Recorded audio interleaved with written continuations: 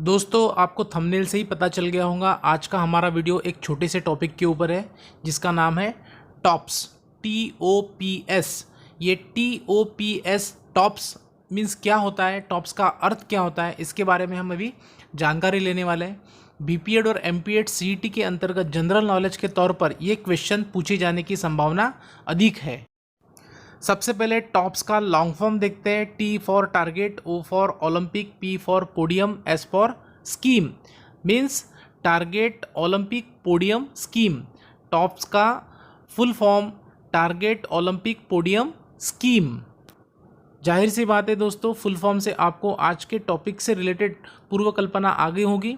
जैसे कि आप सभी को पता है, हमारे देश की जनसंख्या 130 करोड़ के ऊपर है, लेकिन खेलों के महाकुंभ कहे जाने वाले ओलंपिक स्पर्धाओं में जो मेडल प्राप्त होते हैं, जो मेडल हमारे देश को मिलते हैं, वो बहुत ही कम है। तो इसी को ध्यान में रखते हुए, इसी कमी को ध्यान में रखते हुए हमारे देश की हमारी केंद्र सरकार ने इस कमी को मद्देनज़र रखते हुए एक योजना का निर्माण किया। इस योजना का नाम है target Olympic podium scheme. Means ज़्यादा से ज़्यादा मेडल आने वाले ओलंपिक में कैसे अर्जित किया जाए, इसको ध्यान में रखते हुए यह महत्वपूर्ण योजना खिलाड़ियों के लिए केंद्र सरकार ने यहाँ पे टारगेट ओलंपिक पोडियम स्कीम नामक योजना यहाँ पे तैयार की है, जिसके बारे में अभी हम जानकारी लेने वाले हैं। तो चलिए दोस्तों, पूरी जानकारी विस्तार से देखते हैं।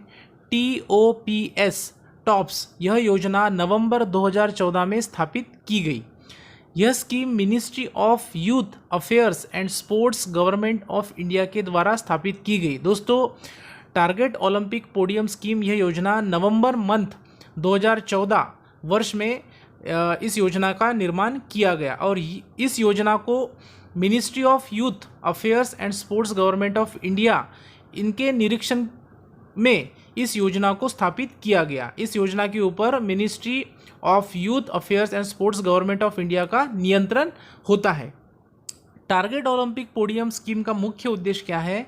सबसे पहला उद्देश्य है भारत के टॉप एथलीट्स को उच्च प्रकार की ट्रेनिंग प्रदान करना। जैसे कि आप सभी को पता है, हमारे देश में प्रतिभा की कमी नहीं है, लेकिन उच्च प्रकार की ट्रेनिंग, फिजियोथेरेपी या फिर और एडवांस चीज़ों का कमतरता होने के कारण या कमी होने के कारण हमारे देश को मिलने वाले मेडल्स ये बहुत ही कम है।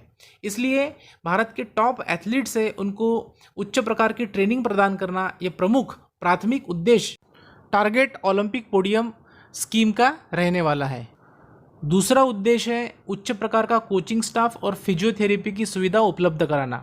जैसे कि हम सभी जानते हैं, खिलाड़ी कितना भी प्रतिभाशाली रहे, खिलाड़ी में कितनी भी प्रतिभा रहे, लेकिन जब तक उस खिलाड़ी को अच्छा कोच नहीं मिलता, कोचिंग स्टाफ नहीं मिलता, तब तक उसकी प्रतिभा सामने नहीं आती।